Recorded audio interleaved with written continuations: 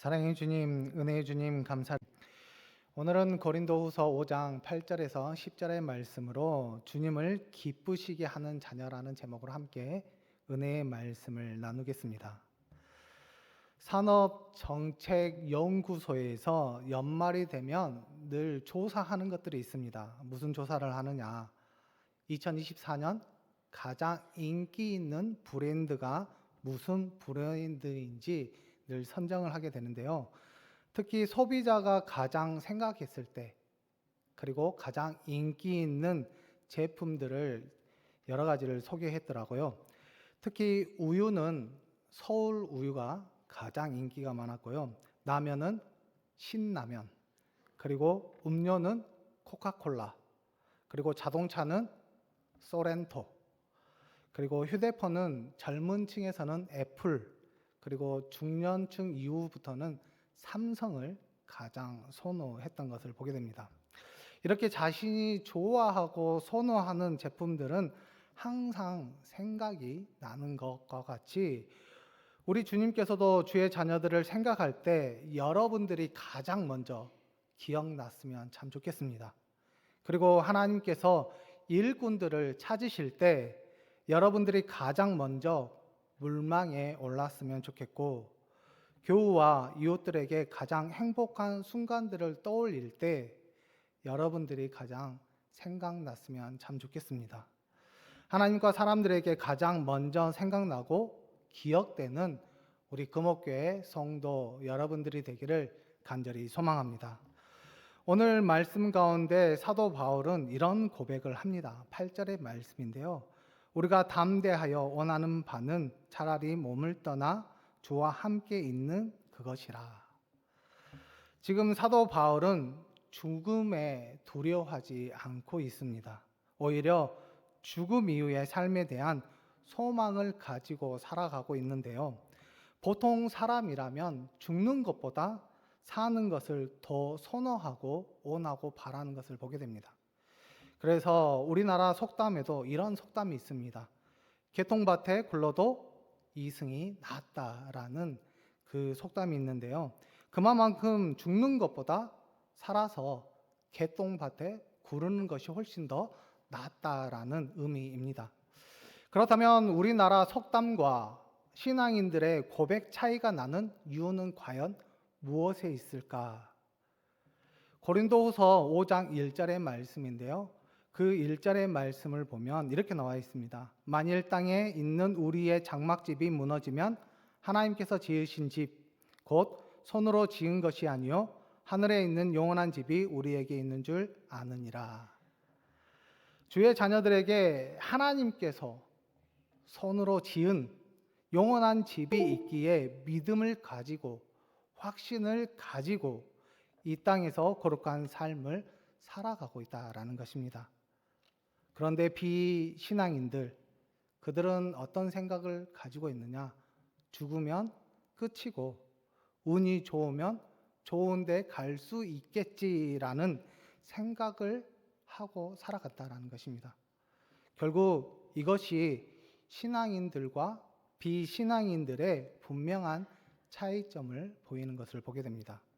또한 우리나라 속담과 신앙인들의 고백 차이가 나는 그 이유는 오늘 8절 말씀에 이렇게 나와 있습니다. 주님께서 함께 하시기 때문이다 라고 말씀하고 있는데요.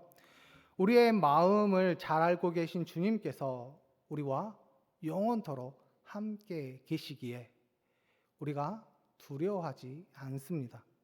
그리고 당연히 그 두려움을 이겨 나아가기 때문에 죽음에 대한 그 두려움보다는 오히려 하나님의 나라에 대한 소망을 가지고 살아간다라는 것입니다. 그러다 보니 죽음을 바라보는 시각이 당연히 다를 수밖에 없다라는 것입니다. 그런데 여기에는 한 가지 문제가 있습니다. 어떤 문제냐? 우리가 하나님의 나라에 가고 싶다고 해서 하나님의 나라에 들어갈 수 있는 것이 아닙니다.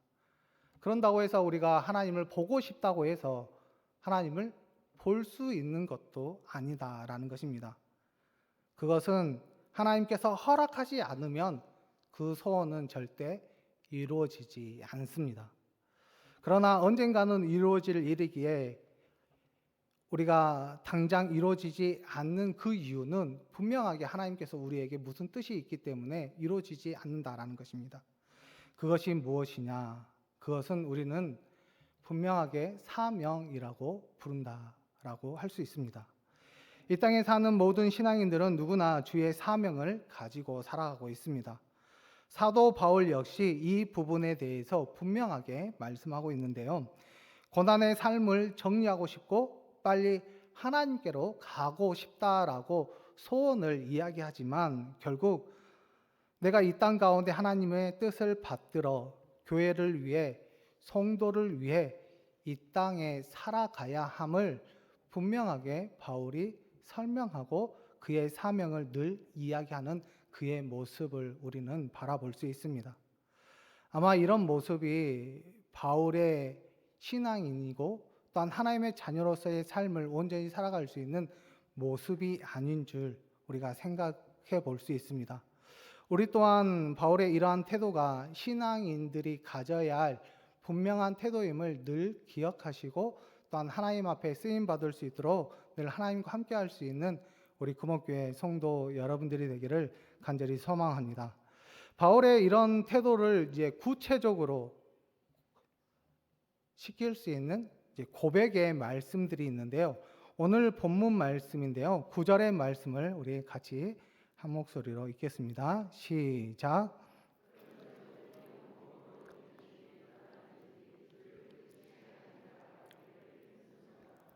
아멘.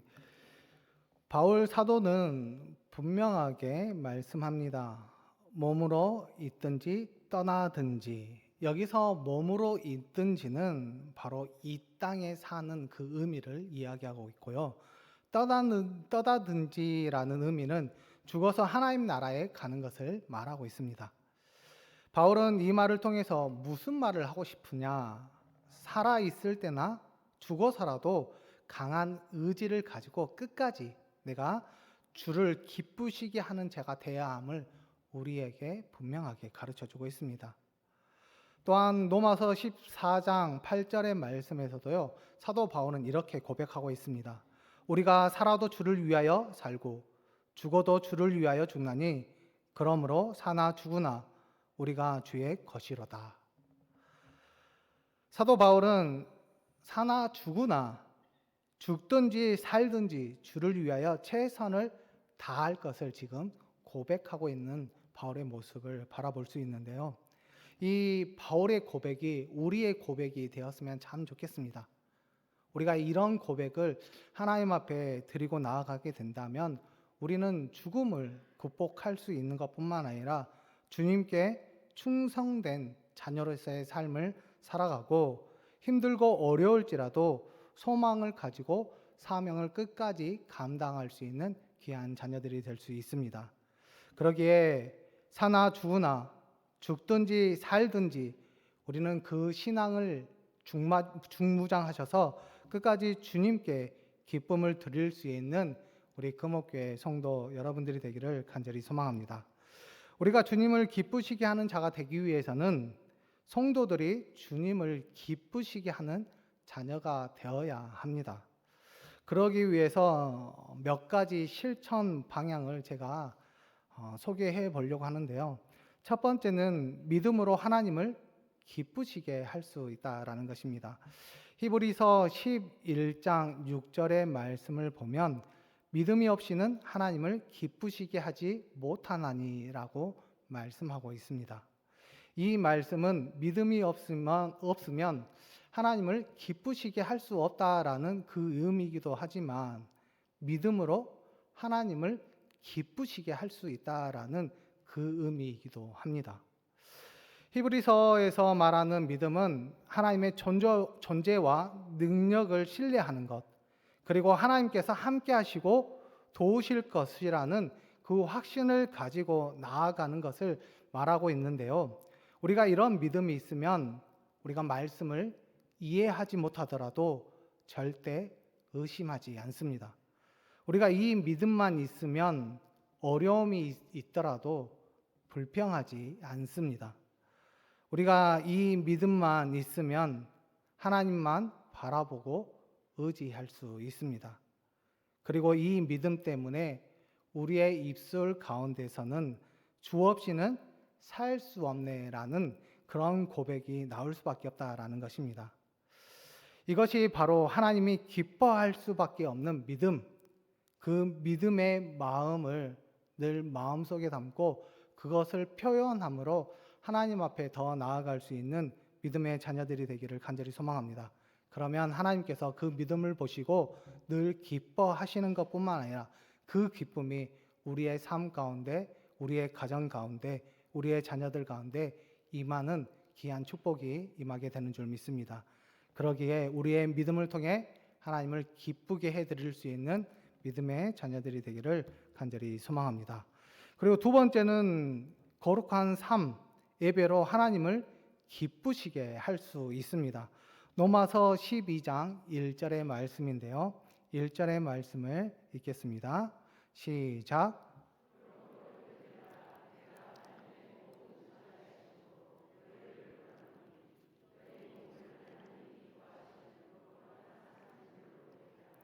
이는 너희가 드릴 영적 예배니라. 아멘.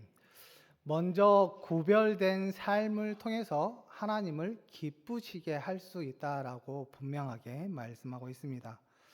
우리가 세상을 살다 보면 어떻습니까? 세상 사람들과 똑같은 생각, 똑같은 행동, 똑같은 언행을 하면서 살아갈 때가 있습니다. 하지만 하나님께서는 그런 것을 원치 않으신다라고 분명하게 말씀하고 있습니다. 세상 사람들과 다른 가치관, 인생의 목적을 가지고 살아가기를 원하시며 바라신다라는 것입니다. 바로 그것이 구별된 삶이 자신의 인생을 가치 있게 만들 수 있으며 하나님의 뜻을 행하는 진실한 신앙인으로 발전할 수 있음을 우리에게 가르쳐주고 있습니다. 또한 구별된 삶이 세상에 선한 영향력을 끼칠 수 있는데요. 죄로 물들을 수밖에 없는 많은 자녀들을 우리가 옳은 길로 인도할 수 있으며 우리의 구별된 삶이 타의 모범이 되어 선한 것이 무엇인지 분명하게 가르치고 인도할 수 있다라는 것입니다. 이것이 바로 구별된 삶이 하나님을 기쁘시게 할 수 있는 방법임을 우리에게 가르쳐주고 있습니다. 그렇다면 우리의 삶은 과연 구별된 삶을 통해 많은 사람들에게 좋은 영향력을 끼치고 있는지 다시 한번 자신을 점검해 보았으면 좋겠습니다. 만약에 그렇지 못한다면 우리는 평생 동안 하나님을 기쁘시게 할 수 있는 일들을 저버린 것과 같기에 우리가 구별된 삶을 통해서 하나님을 기쁘시게 할 수 있도록 늘 노력하며 하나님 앞에 가까이 가는 귀한 자녀들이 되셔서 끝까지 하나님 앞에 쓰임받고 기쁨을 드릴 수 있는 믿음의 자녀들이 되기를 간절히 소망합니다. 또한 우리가 영적 예배를 통해서 하나님을 기쁘시게 할 수 있다라고 말씀하고 있는데요. 여기에서 말하는 영적 예배는 어떤 것을 의미하느냐? 장소의 한계를 초월하여 우리가 매일매일 맞이하는 구체적인 일상 속에서 드리는 예배를 이야기하고 있습니다. 구약 시대의 사람들은 제사를 드릴 때 성막이라는 장소에 제한이 있었지만 지금은 성령이 임하시는 주의 자녀의 몸 그 자체가 하나님의 성전이다라는 것입니다. 그러기에 어디에 있든 무엇을 하든 그 자녀는 그곳이 바로 하나님 앞에 드릴 수 있는 예배의 장소이기 때문에 우리가 그 예배의 장소를 통해서 하나님 앞에 언제든지 드릴 수 있음을 늘 기억하라라고 지금 말씀하고 있으며 또한 우리가 드릴 영적 예배가 무엇이냐? 교회에서 드리는 공적 예배가 아니라 구체적인 삶, 전체적인 그 행위를 통해서 하나님 앞에 드리는 모든 예식이 바로 예배일 수 있음을 우리에게 가르쳐주고 있습니다. 하나님께서는 저와 여러분들에게 의로운 삶의 예배를 받으시기를 원합니다. 그런데 우리가 먹든지 마시든지 무엇을 하든지 하나님의 영광을 위해 하는 모든 것들이 예배가 될 수 있고 하나님 앞에 거룩한 산 제물로 드릴 수 있는 영적 예배가 될 수 있기 때문에 우리가 어느 곳에 있든 무엇을 하든 늘 하나님의 나라를 위해 예배를 드리며 예배 통해서 하나님 앞에 더 가까이 갈 수 있는 자녀가 결국 하나님께서 가장 기뻐하시는 자녀임을 우리에게 가르쳐주고 있습니다. 그렇기 때문에 우리가 꼭 예배 시간만 우리가 하나님 앞에 드리는 예배라고 생각하는 것보다 우리의 삶의 현장에서 그것도 예배 하나님께서 받으심을 기억하시고 그곳에서라도 하나님 앞에 영적 예배를 통해 하나님을 기쁘시게 해드릴 수 있는 우리 금옥교회 성도 여러분들이 되기를 간절히 소망합니다. 세 번째는 이제 복음 전파를 통해서 하나님을 기쁘시게 할 수 있습니다. 데살로니가 전서 2장 4절의 말씀인데요. 우리 2장 4절의 말씀을 같이 읽겠습니다. 시작. 오직 하나님께 옳게 여기심을 입어 복음을 위탁받았으니 우리가 이와 같이 말함은 사람을 기쁘게 하려 함이 아니요 오직 우리의 마음을 감찰하시는 하나님을 기쁘시게 하려 함이라. 아멘. 하나님께서 지금 위탁받은 복음을 전파함으로 하나님을 기쁘시게 할 수 있다라고 우리에게 분명하게 말씀하고 있습니다.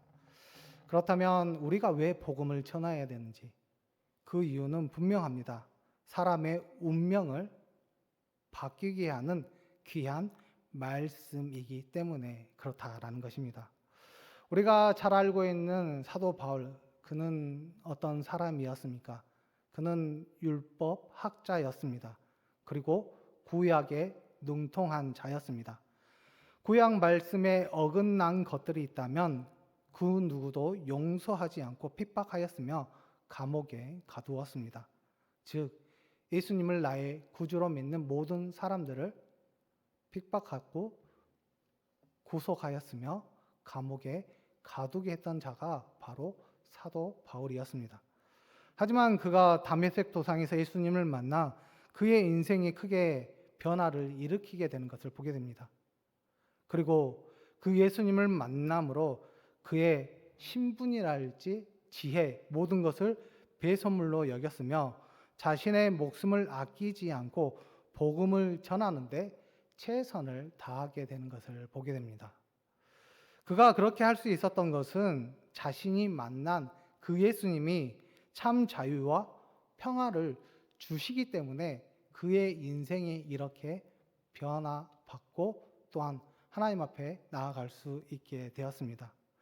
이렇게 복음은 자신의 운명을 바꿀 수 있는 귀한 것이기에 다른 사람들에게 전하는 것이 분명 우리가 해야 할 일임을 하나님께서 우리에게 가르쳐주고 있습니다.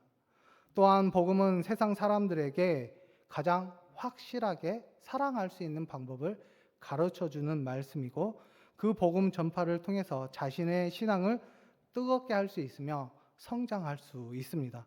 그리고 하나님의 구원 사역의 동역자가 될 수 있으며 이 땅 가운데 주의 나라가 속히 임할 수 있도록 주의 뜻을 감당하는 귀한 하나님의 자녀가 될 수 있음을 우리가 분명히 기억해야 합니다. 그리고 이 복음 전파를 통해 자신뿐만 아니라 다른 사람들까지 옳은 길로 인도할 수 있을 뿐만 아니라 그 인도를 통해서 내 자신과 다른 사람들까지 하나님의 기쁨이 될 수 있는 귀한 자녀로 성장할 수 있도록 우리가 만들 수 있기 때문에 그 모습을 통해서 하나님께서 가장 기뻐하시고 함께 하신다라는 것입니다. 그렇기 때문에 우리가 복음 전파에 최선을 다하며 늘 노력할 수 있는 우리 믿음의 자녀들이 되기를 간절히 소망합니다. 나의 신앙은 더욱더 뜨거워지는 것뿐만 아니라 나를 통해서 많은 사람들을 옳은 길로 인도할 수 있는 그 기회가 복음 전파에 있기 때문에 그 복음 전파를 통해서 우리의 삶 가운데서는 하나님의 기쁨이 또한 하나님을 기쁘시게 하는 우리 금옥교회 성도 여러분들이 되셔서 끝까지 주님 안에서 승리하시고 믿음의 삶을 살아낼 수 있는 귀한 하나님의 자녀들이 되기를 간절히 소망합니다. 오늘 말씀을 이제 정리하려고 합니다. 지금까지 하나님을 기쁘시게 하기 위해서는 믿음이 있어야 하고 거룩한 삶 그리고 예배 복음이 주님을 기쁘시게 할 수 있다라고 말씀을 드렸습니다. 이것은 죽는 날까지 행해야 하며 어느 누구도 재해가 될 수 없습니다.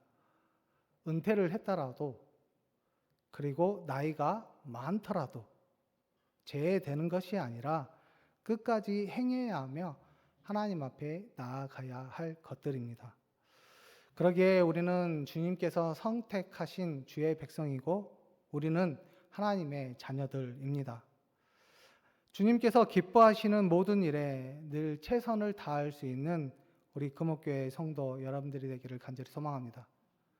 우리가 이것을 위해 늘 최선을 다했을 때 하나님께 우리가 앞에 가는 그날 하나님께서는 분명히 잘하였도다, 착하고 충성된 종이라는 칭호를 분명히 붙여주시고 우리에게 의의 면류관을 쓸 수 있도록 하나님께서 우리의 삶을 칭찬해 주시고 함께해 주실 줄 믿습니다.